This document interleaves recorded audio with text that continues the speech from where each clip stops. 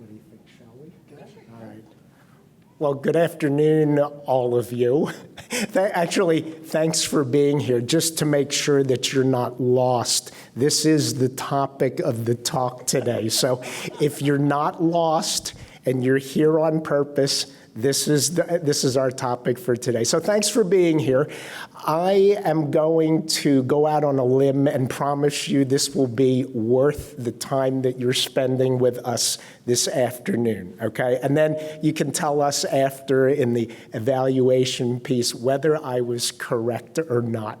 All right, so yeah, this is the title of our talk. So it's mitigating the negative effects of unconscious bias in the virtual environment. So we've lived in the virtual environment now for 3 years. It's not going away. I think there's been some good things that have come from it.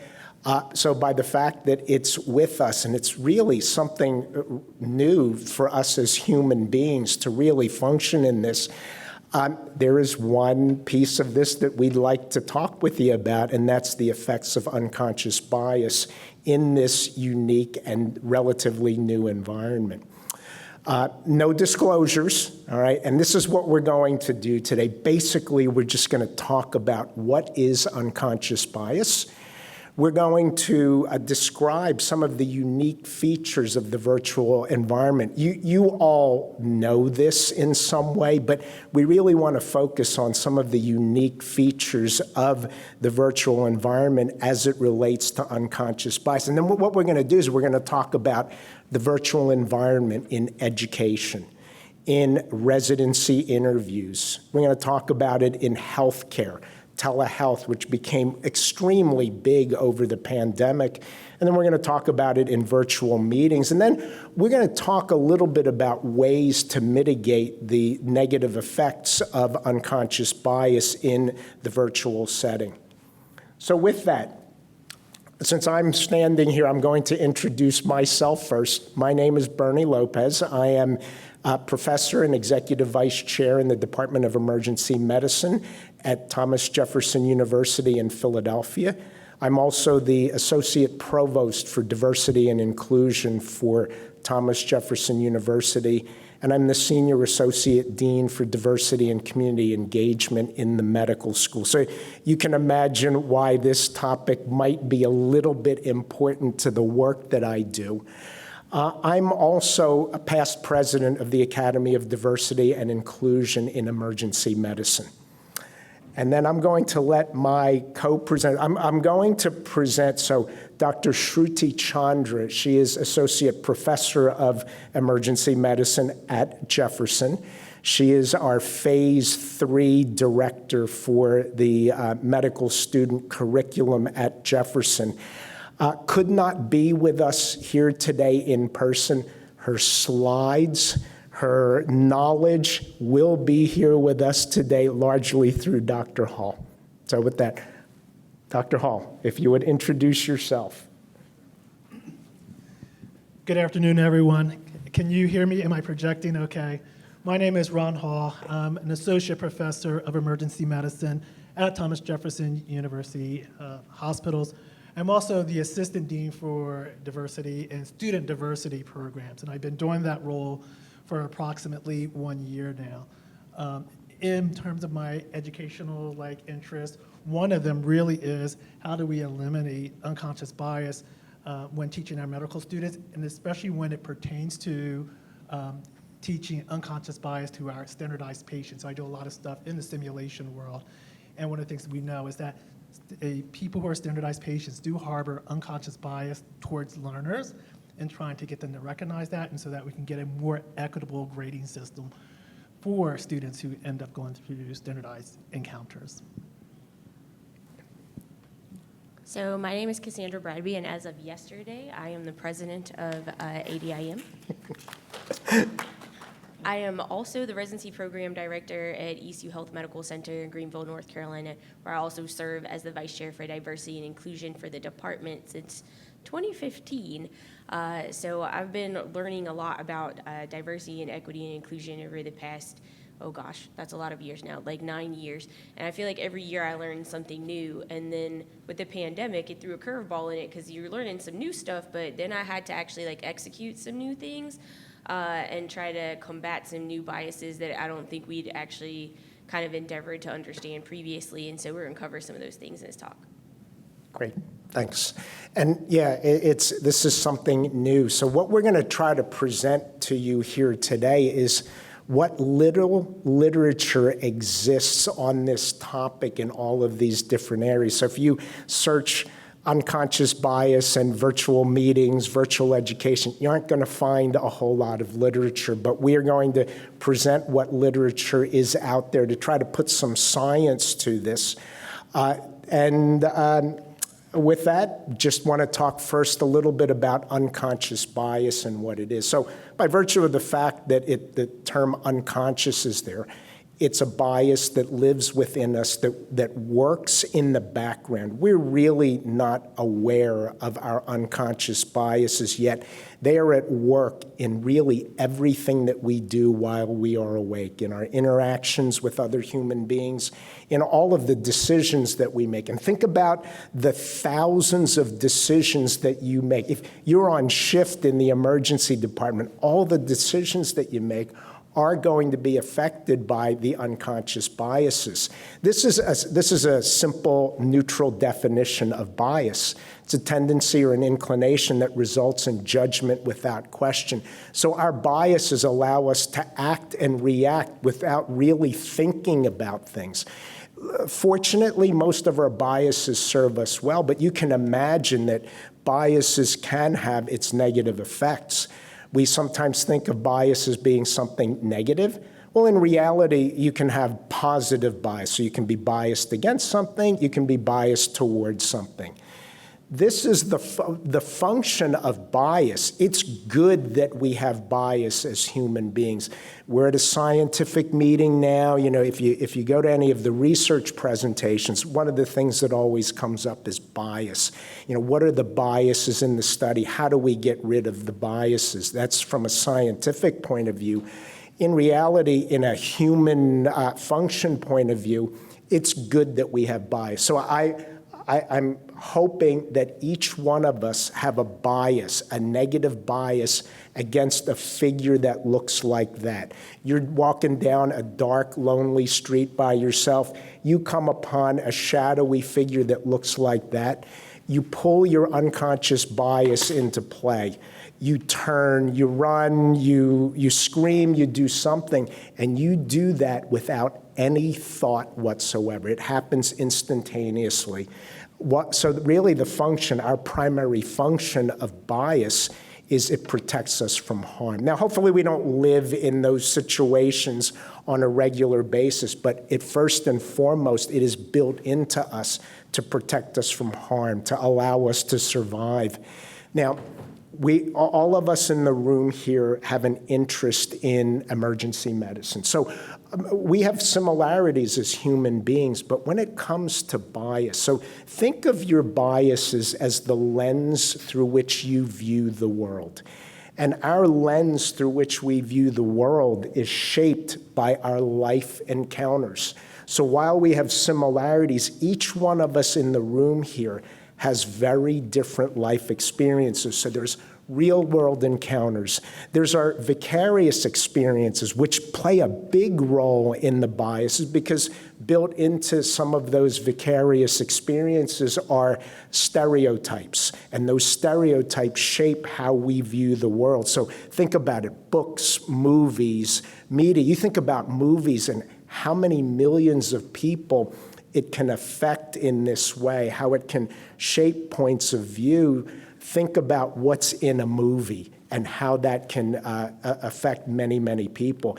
They're shaped by our group identity, so we are our culture, our subculture, our home of origin, the institutions that we work in, the places where we've been educated. Each one of us have these very different experiences. So again, each one of us has a different set of lenses through which we view the world, and that's where our biases largely live. What happens in this situation is you see someone, You see something, and it goes through that lens through which you view the world. Then what happens is, you see that dark shadowy figure, it goes into your amygdala, cingulate gyrus, hippocampus. You see something, you react instantly without any thought. So it's our reptilian brain, often associated with emotion. You saw that dark shadowy figure, there was fear and anxiety. Well, we spend about 80% of our waking hours in our fast brain. Think about that. We actually don't think about things actively for a good part of our day. That's the cerebrum. We spend 20% of our time in our cerebrum doing active thinking. We rely on our fast brain. The busier we are, the more stressful a situation exists. So I don't know if busy, stressful, if that's a situation that you're at all familiar with. I mean, the emergency department really is a great place for the study of unconscious bias. But imagine if we had to think about every single thing. We would never get through our day.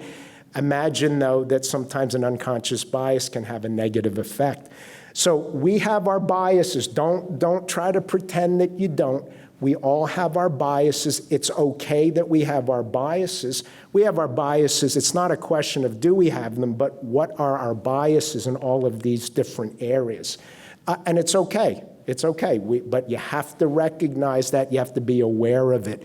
So when you, again, the lens through which you view the world, well, what's actually there? It's eyes, ears, glasses, neutral expression. That's what's there. But depending on the lens through which you view the world, so there's roughly about 10 lenses through which we will view what's actually there. Maybe you view it as this, well-groomed, intelligent, expressive, stoic. Maybe you view it as this, one of those people, socially inept, rebellious, unfriendly, or you view it in one of 10 different ways. And again, those are our biases, the lens through which we view the world. I pull this up as an example.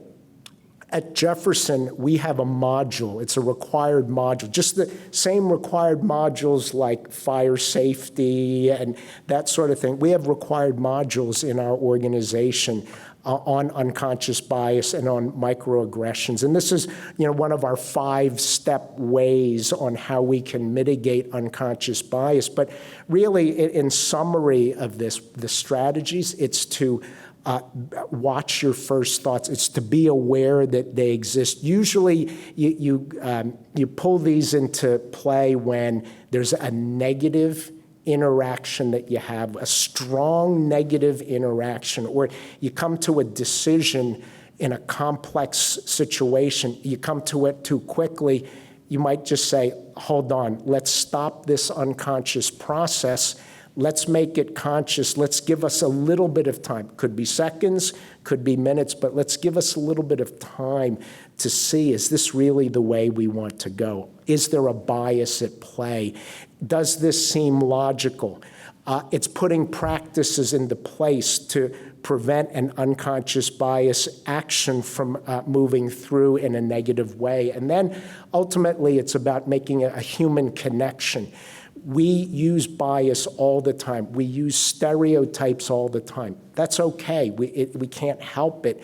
But what you'll find, and what you already know now, is that when you encounter a human being, almost every individual fits almost none, or they don't fit any of the stereotypes at all. So that's the way you're really trying to make an unconscious action become conscious, and that's how you deal with unconscious bias. All right, so you've lived this in the virtual world. It's great. It's not so great. I happen to like doing things in person, but we found some good things about it. We found some not so good things about it. I don't know, I haven't found such good things while I've been here. I'm in Austin, I'm from Philadelphia, and I'm still doing work at home because of the virtual environment. So is that good or is that bad? I'm not really sure, but it's here to stay. Anybody here do telehealth? No telehealth? Okay. Well, that is a way of providing patient care up at Jefferson. We used it big time during the pandemic, but we'll talk about that. But we've got this virtual environment. It's convenient. You can gather large groups of people from far and wide. The leader, much greater control over a meeting because you've got the technology, no side conversations, and there's anonymity. You could turn off your camera if you want. You mute yourself. There's anonymity. So there's some good things about it. But what's not so good, you're missing some of the nonverbal cues. And then when we talk about the virtual environment, there are some interesting ways that visual clues can come into play. It's impersonal. You miss out on some of those side conversations, the conversations before and after a video encounter. And there are the unconscious biases, just like they come into play on an in-person basis, they will come into play in a unique way in the virtual environment. All right, so clues may activate implicit assumptions, and we're going to go over some of those as we go through the different section. They may reinforce implicit assumptions of lower competence, lack of fit. So with that, I'm going to turn it over to Dr. Hall, and he will talk first about virtual education and then about virtual patient care. Thank you, Bernie. Put this over here. So the question is, does teacher bias exist in the virtual classroom? Or should the question be, how does teacher bias manifest in a virtual classroom? And I see a lot of people shaking their head. It's probably the second one, right? How does teacher bias manifest in the virtual classroom? So if you're not familiar with the prior research data that shows that teachers do harbor a bias towards some of their students based on race and also gender, we didn't know if that would also translate to the virtual realm. They postulate that, yes, there is some degree of some bias that will occur, but how exactly does it occur? So there are some researchers from the University of Southern California, UT San Antonio, and NYU, who actually dived right into this topic and came up with a research project to kind of like elicit the details of how bias comes into the virtual classroom. What they did was they found 989 teachers across the nation, and they asked them to evaluate a student's performance in a virtual background. It was a mathematical problem where a teacher observed the student's work. So in one slide, they saw the students' steps as to how they solved those mathematical problems. And then over on the side, they had like a thumbnail. And that thumbnail was a student. It was either male or female, or they were black or white. And what they did was they had that student explain their work in the virtual environment. Now, what they did was they had all those students, their explanations, their work was identical. So all those things were identical, and they evaluate the teachers evaluate the students on the correctness of the work. They evaluated them on the students' mathematical abilities. And then they evaluate the student like, well, would you recommend this student for a gifted educational program, or would you recommend this student for an individual education program? So think of an IEP, all right? So what do you think about the data going in? What do you think about the correctness of the work or the students' mathematical abilities? Do you think that they found differences in gender or race? See some people like, eh. So it's interesting that they didn't find any statistical significant difference between any of the groups when they looked at the correctness of the work and also the students' mathematical abilities. That's a little bit scary. So they're all getting the same answer, but they're not getting any difference there. But they are seeing a difference in who gets referred to a gifted educational program and who's going to be referred to an IEP. So we'll skip all the way, so there's a lot of tables in this talk. But table 6 actually gets to the crux of what they were looking for. And this is basically the means for teachers' recommendations for students for gifted educational programs. All right?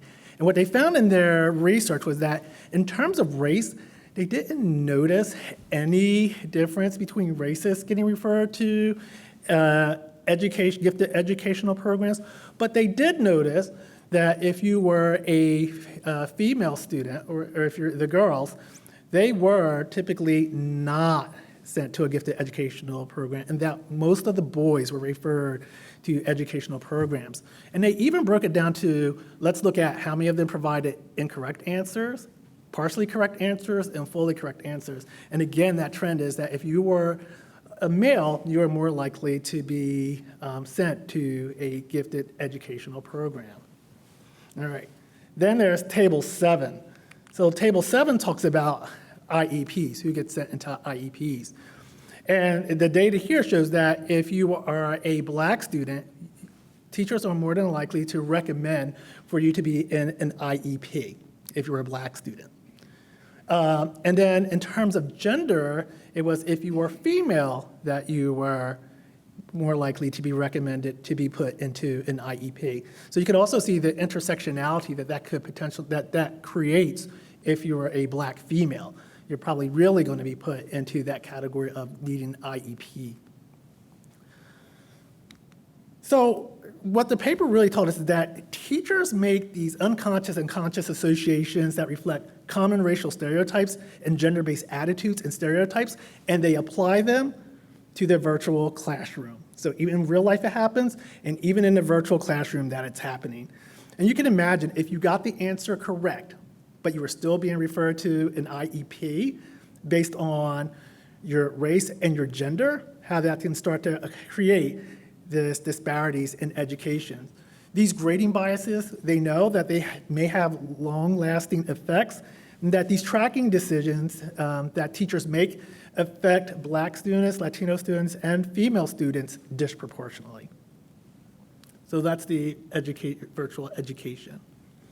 Now I'm going to move on into telemedicine or virtual patient care, which is what's coming down the block. And then I'm very thankful that Dr. Chandra actually provided some words for her slide description. So I'm going to be presenting Dr. Chandra. So I'm going to channel Dr. Chandra, and I'm going to present her work on telehealth. So the first slide here is basically unconscious bias in telehealth refers to the implicit biases or prejudice that healthcare providers may unknowingly hold. They can influence their decisions, their actions, and treatment recommendations when they're providing their virtual care.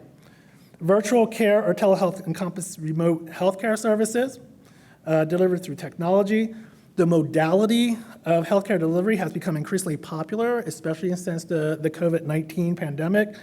And it really is an innovative approach to reaching those who have difficulty obtaining healthcare in traditional settings. And many hope that it would help mitigate some of the healthcare disparities that are faced by populations. Here, let's go on to the next one. So some of the specific assumptions that are made about patients in terms of their unconscious bias or their technological abilities, their digital literacy, tech and internet access, and their language barrier. So people have heard of the digital divide, which is a term that refers to the gap between demographics and regions that have access to modern information and communications technologies, and those that don't or have restricted access. Factors such as low literacy and income levels, geographic restrictions, lack of motivation to use technology, lack of physical access to technology, and digital illiteracy contribute mainly to this digital divide. And these issues are more apparent when compared to the unconscious bias that are more insidious, but addressing both in tandem will help the overall population health. So unconscious bias, as mentioned previously, can stem from various sources, such as your personal experiences, cultural influences, media representation, and societal norms. And they can manifest in telehealth interactions, potentially leading to disparities in healthcare access, quality, and outcomes for marginalized individuals or groups. Lack of cultural competence in telehealth interactions can impede effective communication and understanding between the provider and the patient. And if healthcare providers are unfamiliar with or insensitive to patients' cultural backgrounds, it may hinder an accurate diagnosis, may hinder treatment planning, and also adherence. So unconscious bias can manifest in many ways, but there are a few that are either specific to telehealth or further magnified by virtual patient encounters. Technological abilities, digital literacy, and technology and internet access cause a big barrier in encounters and can lead biased impressions of patients due to missed or canceled appointments, unstable connections, and challenging communications as examples. Telehealth encounters involving patients with limited English proficiency may prove additional challenges due to language barriers. Providers might unconsciously make assumptions or rely on inadequate translation tools or unavailable translation tools through telehealth, and potentially leading to misunderstandings and compromised care. And then lastly, mistrust of the health system by patients in certain patient populations is well documented.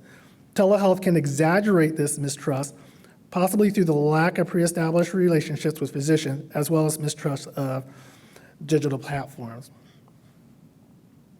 Culturally competent care effectively meets social and cultural needs by addressing these issues. This approach to care can help providers and organizations improve health outcomes, increase the quality of care, and move closer to eliminating ethnic and racial health disparities. So, one, don't make assumptions. When it comes to telehealth, not everyone knows how to use technology. My grandmother, who's 90, putting her on her regular flip phone is damn near impossible. You can imagine what it's like when she's playing around with the iPhone. So being patient and adaptable can make a huge difference in offering competent care as a provider. Furthermore, mental health is stigmatized in many communities, so it's important to be patient and not assume that everyone who knows about mental illness can be open to teaching. Have concise and thorough explanation. English is not everyone's first language, and language accessibility is critical. By keeping answers simple and easy to understand, people can better understand their course of treatment. Providing professional interpreting services or hiring bilingual staff as medical interpreters can navigate complex conversations. Try to withhold judgments. Shared decision-making is standard in other cultures, like big decisions related to family members' health. Along with shared decision-making, when a patient makes a choice about their health, try to respect it. When patients understand their options and course of actions for their health and want to go another route that is aligned with their culture, respect is essential. In addition, many cultures may use alternative treatment instead of relying on Western medicine, and by making an effort to understand a patient's traditional health beliefs and practices, explaining their course of treatment can be more manageable. Accommodate and educate. Teach patients about techniques or technologies and find culturally accommodating alternatives when possible. For example, some people will not know how to use laptops or computers with ease. Teaching them and being patient can mitigate some discomfort. Always ask about their preference before accommodating. Last, be aware of cultural differences. Through telehealth, nonverbal communication can play a prominent role. Make sure that the use of gestures, eye contact, and facial expressions are appropriate and respectful within your patient's cultures. It's okay to ask.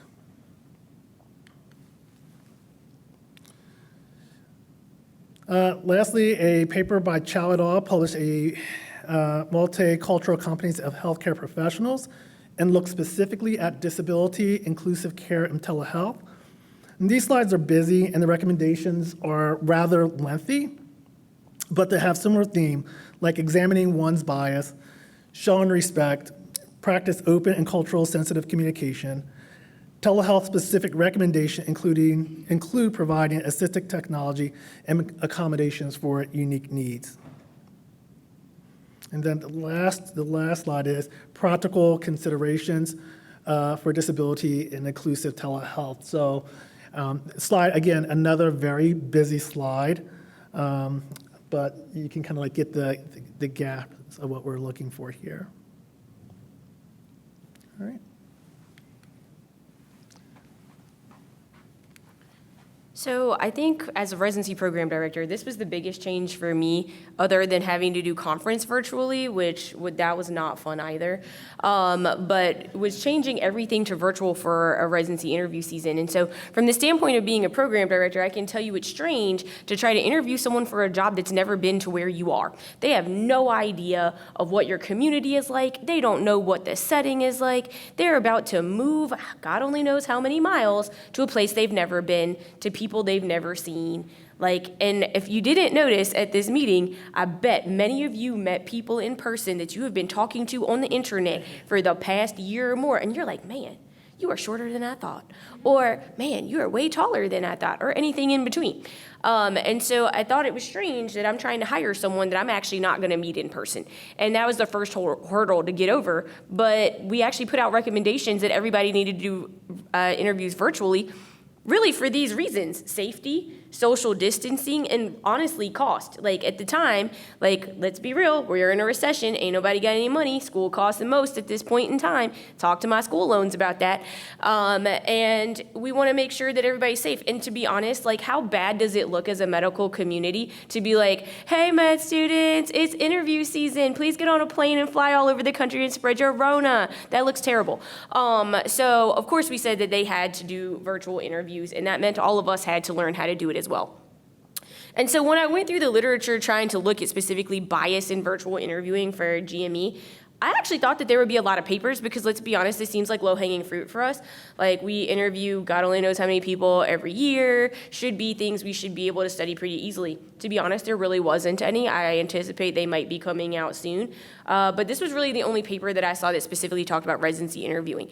And it specifically talks about identifying and mitigating biases in video conference interviews. Now, I would love to say that this was based on a whole lot of data, but it wasn't. It's kind of like a white paper, and they gave you their opinions, but they're actually pretty good.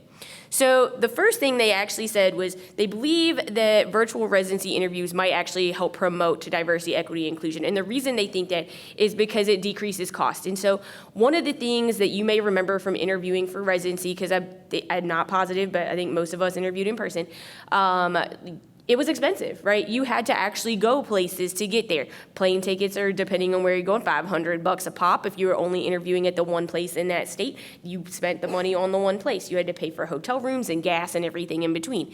That's no longer a problem. My institution actually paid for hotels for every person who came to interview with us. So you can see that that's hundreds of thousands of dollars. We have over 400 residents at our institution. So we saved a gang of money when we started doing virtual interviews. So we actually thought that this lesser cost would actually level the playing field some. People could interview more places, they could interview more broadly, they could open their whole world to where they want to go instead of having to be as restricted as you would have been if you had to go in person.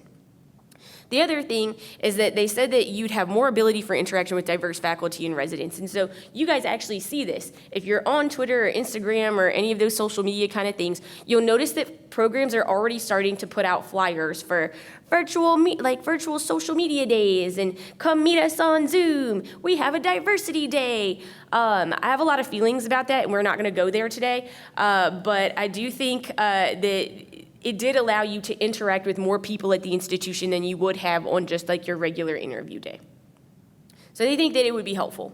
But then they said, hey, JK, it also introduces a whole bunch of new sources of bias. And so we talked a little bit about digital redlining. They called it something different, but basically it's the lesser access to broadband internet. This is often in more marginalized or rural communities, which also a lot of times indicates a lower socioeconomic status. So if you're having issues connecting to the internet, it would be really, really hard to interview virtually. Communication delays of over a second actually make people look less engaged. It makes them look less extroverted, which I'll be honest, not all of us are extroverted. I know I come off as super extroverted, but I'm probably not going to speak for 3 days after I leave this meeting. But I think that in emergency medicine in particular, one of our biases is we like extroverted people, right? Like we're used to people taking charge of a room, people who can interact with all sorts of people from different backgrounds. And so to come off as less extroverted in an interview would probably not be a good thing in emergency medicine. You talk about lighting issues. So most of the video conferencing software is actually not calibrated for people of color. So they actually did a study for looking at issues with lighting and how it's like facial recognition software. So light-skinned men had an error rate of 0.8%. Dark-skinned women had an error rate of recognition of 20 to 34% with facial recognition software. So lighting issues can be a problem when you think about things like how people look on the screen, cost, to be honest, because like if y'all listen to the students, they talk about like, oh, I got my ring light, I got a whole new setup, all that kind of that stuff costs money, and it does matter at the end of the day. And then also thinking about time zones. So if you are on the West Coast and the emergency medicine residency starts their interview day at 8 a.m., well, guess what? You're interviewing at 5 a.m. You know what? I am not my best at 5 a.m., and I imagine many other people aren't either. And so that also introduces some bias.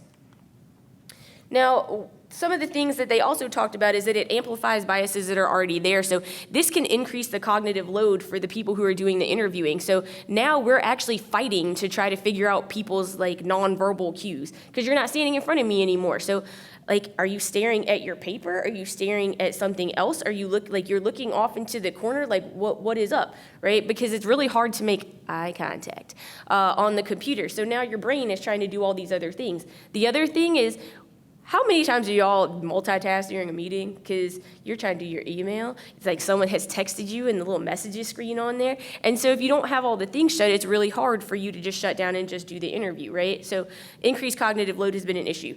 We talked a little bit about loss of nonverbal communication cues. And so particularly on Zoom and Teams and things, it's particularly hard to know kind of where someone's coming from. Are they frowning at you? Is that just their face?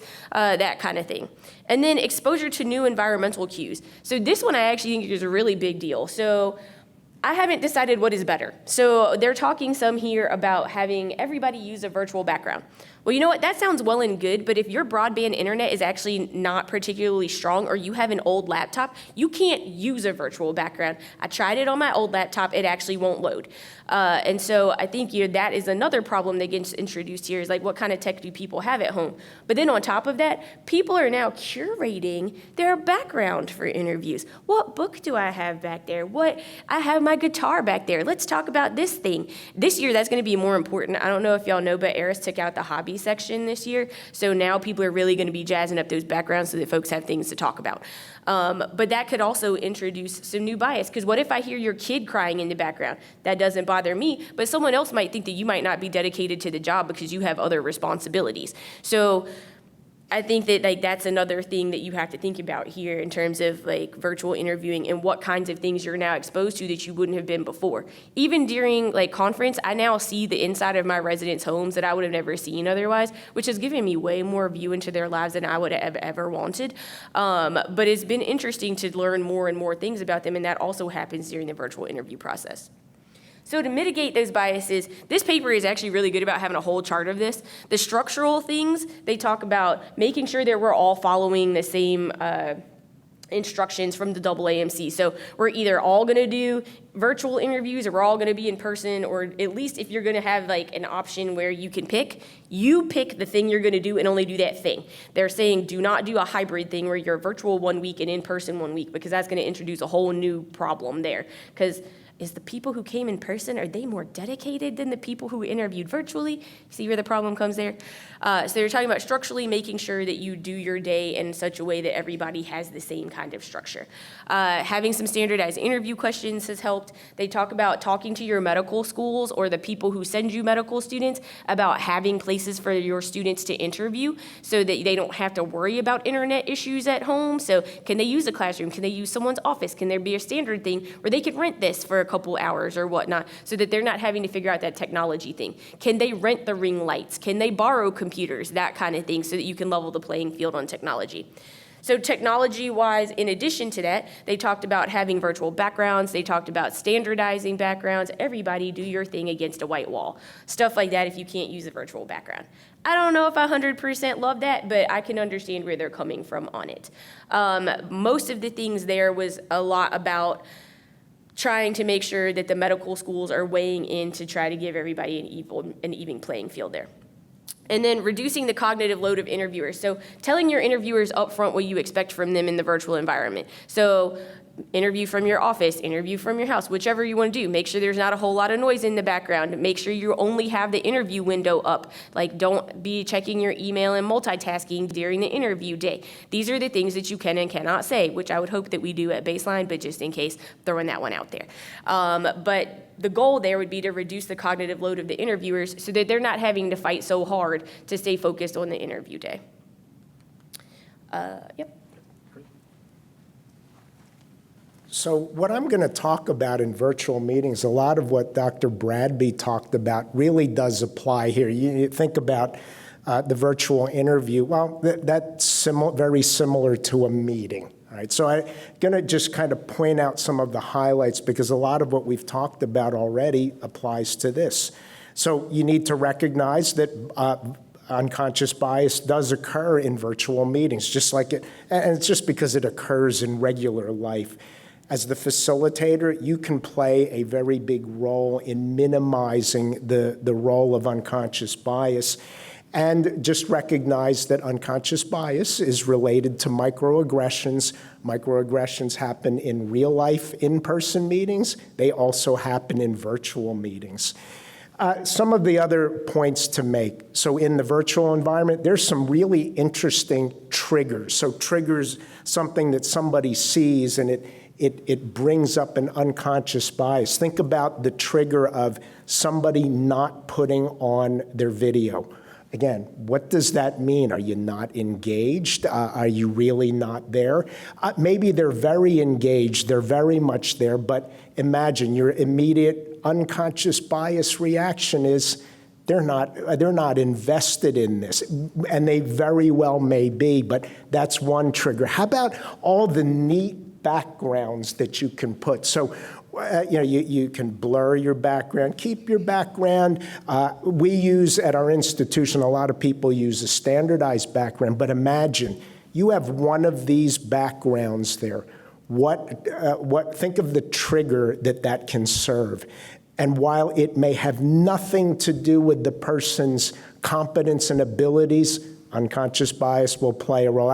From Philadelphia, the Jefferson came up with these Philadelphia Eagles backgrounds when they were in the week before the Super Bowl, and I thought, this is great, I'm going to use this. Then I realized, what if I'm talking to a Dallas Cowboys fan or a Kansas City Chiefs fan or a New England Patriots fan? Again, it sounds silly, but that's a trigger. Maybe I'm not going to be taken so seriously, or there might be a little bit of aggression towards me. So triggers.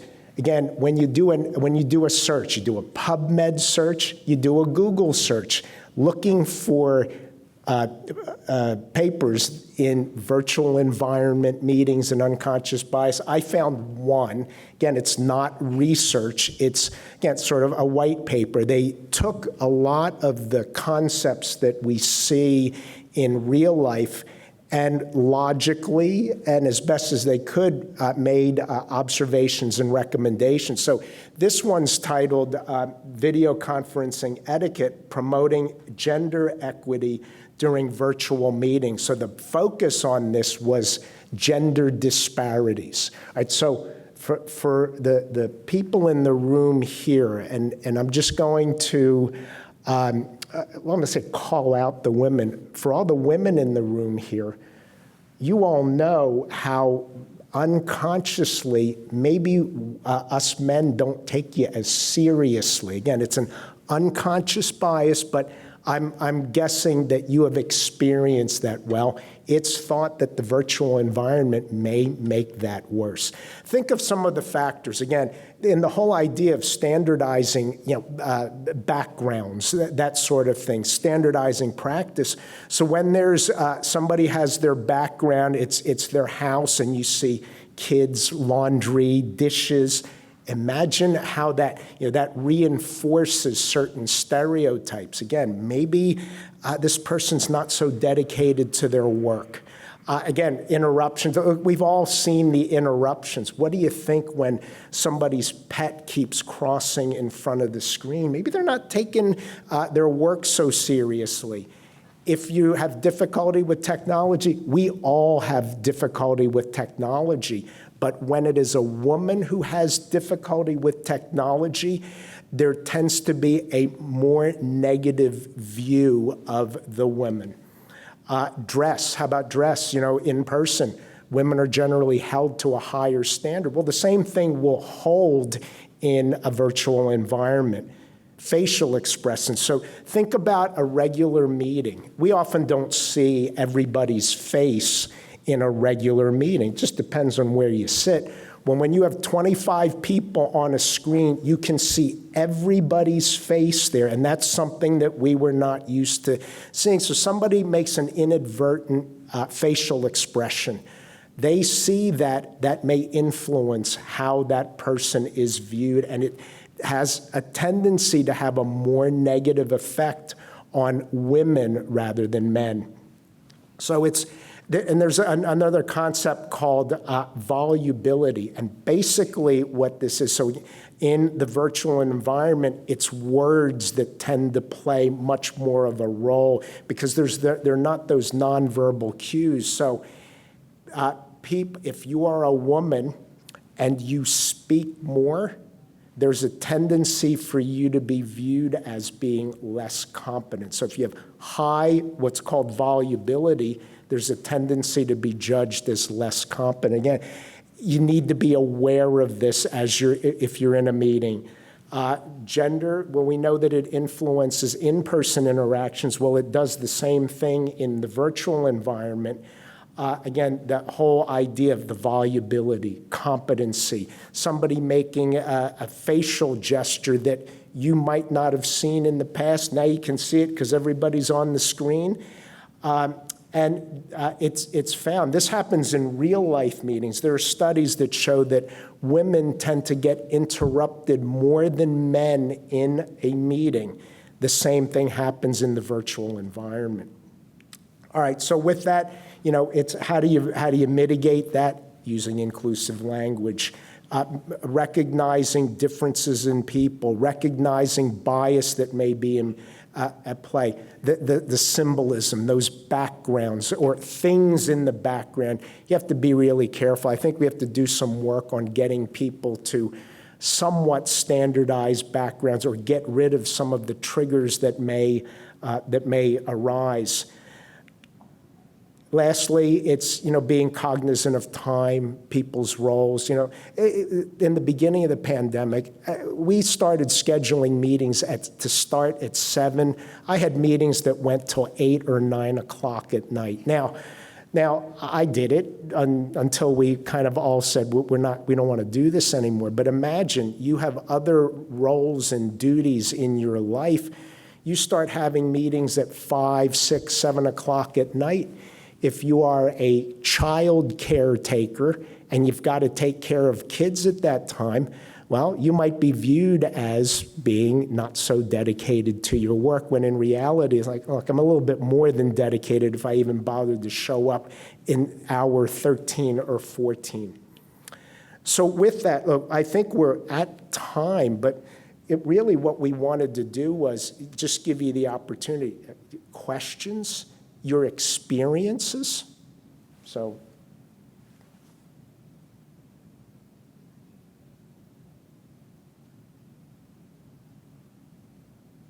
I know we're at time. But Yes. Do you have any questions? Just curious, what types of things are you guys doing at your institutions to mitigate this? Because this is all new for all of us, and we're just in the stages of gathering the information about what these biases are,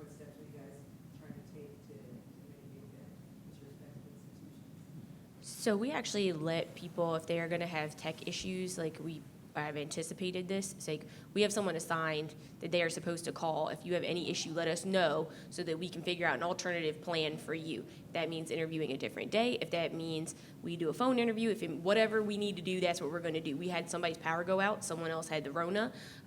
Someone else, there was a hurricane during their interview. And so, what can we do to make that situation easier for them? We also have them check in for their interview day 15 minutes early, so that way they can check all their tech before they actually start their interview. Sorry, there's like a bug like right next to my head.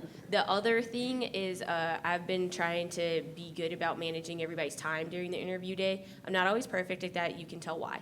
But I do my best to try and make sure that the interviewers get out on time, because if I keep them over, then they're not going to help me anymore. So trying to run things like on a schedule, which is actually easier online than it is in person, because my admin person can pull them out of the interview so that you can actually end it on time, as opposed to in person where I used to have to physically go bang on doors.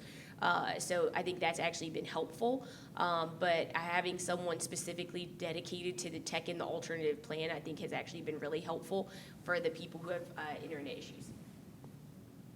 On anything?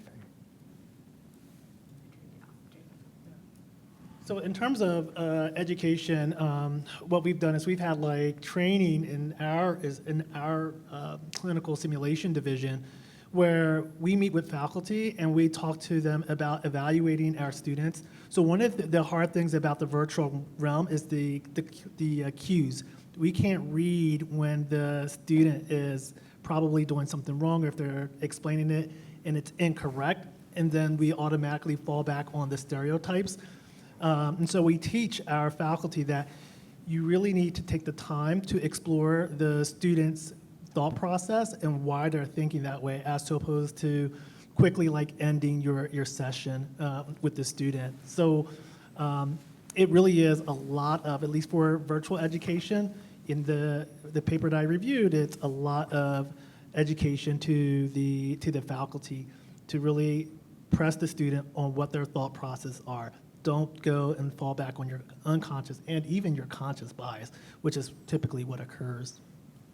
Yeah, it's educating. It's raising awareness. I've given the version of the virtual meeting, I've given that talk to large numbers of people, but really it's educating. But I think by you being here today, you'll have more awareness. This is what we're trying to do. It's just being aware that it exists. So it's a whole new area. I have biases. Now, how does it interact with this unique world? I think being aware and then trying to be very deliberate about it is the way to help mitigate the effects of unconscious bias. And you've got technology that you can use, like you can get people to interact by using breakout rooms.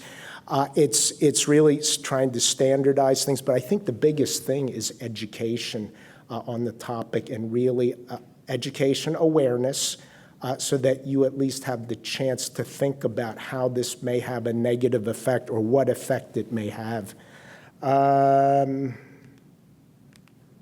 Be careful of assumptions. Remember to make a connection with the individual. They're not a stereotype.